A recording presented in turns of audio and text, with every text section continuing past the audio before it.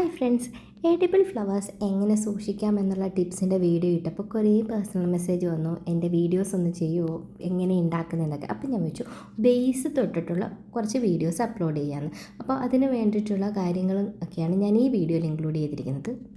Edible flowers ഉണ്ടാക്കാൻ നമ്മൾ use ചെയ്യുന്നത് ഗം പേസ്റ്റാണ്, ഫോണ്ടൻ്റ് അല്ല.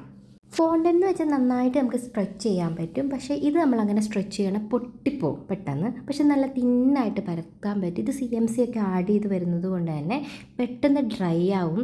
ഫോണ്ടൻ്റ് നമ്മൾ യൂസ് ചെയ്യുന്നത് കേക്ക് കവർ ചെയ്യുന്നതിനും ഫിഗറിങ്സും ഒക്കെ ഉണ്ടാക്കുന്നതിന് വേണ്ടിയിട്ടാണ്. ഫോണ്ടൻ്റ് നമുക്കിതുപോലെ സ്ട്രെച്ച് ചെയ്തെടുക്കാൻ പറ്റും. ഇതിൽ കുറച്ച് ക്വാണ്ടിറ്റി CMC ടൈലോസ് ഒക്കെ ആഡ് ചെയ്ത് നമുക്ക് ഹാർഡാക്കിയിട്ട് ഫിഗറിങ്സ് ഉണ്ടാക്കുന്നത്. എന്നാൽ ഗം പേസ്റ്റ് നമ്മളിങ്ങനെ വരയ്ക്കുമ്പോൾ പൊട്ടി പോകും. നമുക്ക് ഹോം മെയ്ഡായിട്ട് ഉണ്ടാക്കിയെടുക്കാൻ പറ്റും ഗം പേസ്റ്റ്. ഞാനിവിടെ യൂസ് ചെയ്യുന്നത് ഷുഗർ ആൻഡ് ബ്രാൻഡിൻ്റെയാണ്, ഹ്യൂമൻ റെസിസ്റ്റൻറ്റ്. ഇതൊരു 200 ഗ്രാം പാക്കാണ്. 350 റുപ്പീസാണ് ഇതിന്.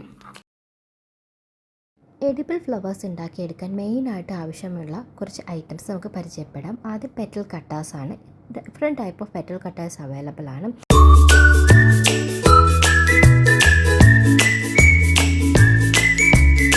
Rose, hibiscus, peony, orchid cutters, അതുപോലെ ലോട്ടസ് പെറ്റൽ കട്ടേഴ്സ്, അങ്ങനെ different type of petals cutters നമുക്ക് അവൈലബിൾ ആണ്.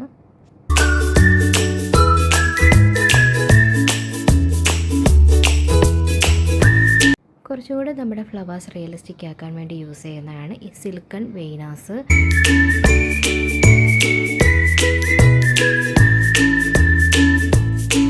ഡിഫറെൻറ്റ് ഫ്ലവേഴ്സിന് നമ്മൾ ഡിഫറെൻറ്റ് വെയിനാസാണ് യൂസ് ചെയ്യുന്നത്. ലീഫിനായാലും പെറ്റൽസിനായാലും ഡിഫറെൻറ്റ് വെയിനാസാണ് യൂസ് ചെയ്യുന്നത്.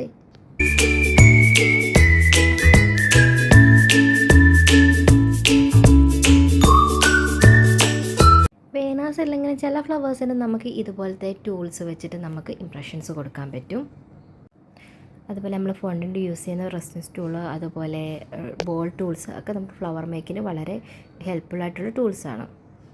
Next veiner board. നമ്മുടെ ഫ്ലവർ പെറ്റൽസിൻ്റെ ആണെങ്കിൽ ലീഫിൻ്റെ ആണ് മെയിൻ വെയിൻ ചെയ്തെടുക്കുന്നത് ഈ ബോർഡ് യൂസ് ചെയ്തിട്ടാണ്.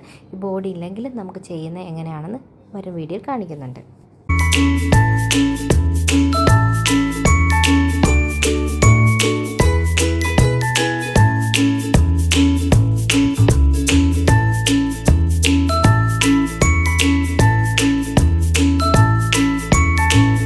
ഓറഞ്ച് ഗ്രീൻ പാഡാണ് ഫോം പാഡ്. ഫോം പാഡിൽ വെച്ചിട്ടാണ് പെറ്റൽസിൻ്റെ എഡ്ജൊക്കെ നമ്മൾ സ്മൂത്ത് ചെയ്തെടുക്കുന്നത്.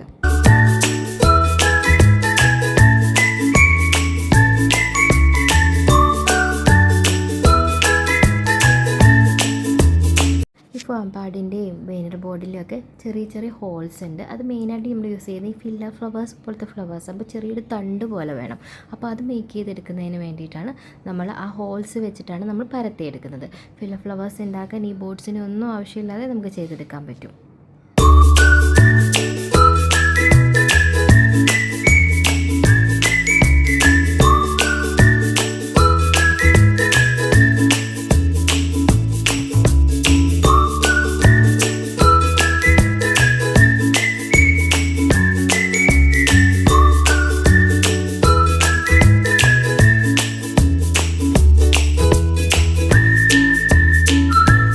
നമ്മൾ വെയിനർ ബോർഡിൽ വെച്ച് ഉണ്ടാക്കിയ വെയിൽ കൂടിയാണ് നമ്മൾ ഫ്ലോറൽ വയർ അകത്തേക്ക് ഇൻസേർട്ട് ചെയ്യുന്നത്.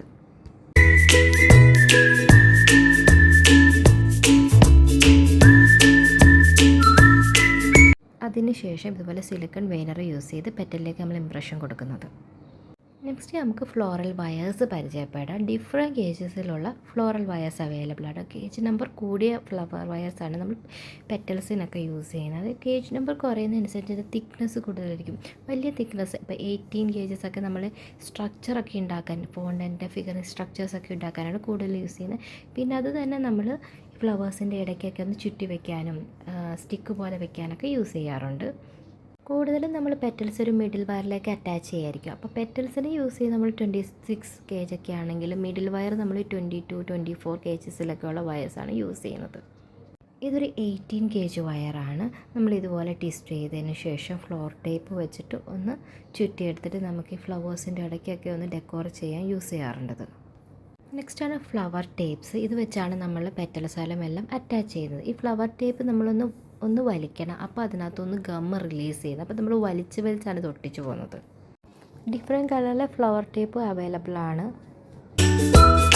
ബേസ്ഡിന് കളർ ഷെയ്ഡ്സ് കൊടുക്കാൻ നമ്മൾ യൂസ് ചെയ്യുന്ന ജെൽ ബേസ്ഡ് കളേഴ്സാണ്. പിന്നെ എഡിബിൾ ജെല്ലി,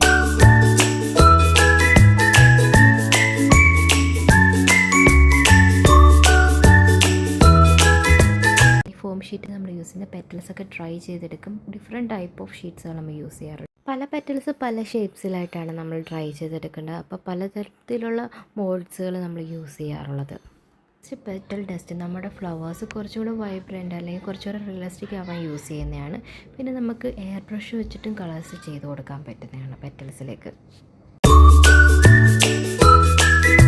ഇത്രയും കാര്യങ്ങൾ നമ്മൾ ബേസായിട്ട് അറിഞ്ഞിരിക്കണം. ഇനി ഫ്ലവർ മേക്കിംഗ് വീഡിയോസ് വരുമ്പോൾ കുറച്ചും കൂടെ ക്ലിയർ ആയിക്കോളും.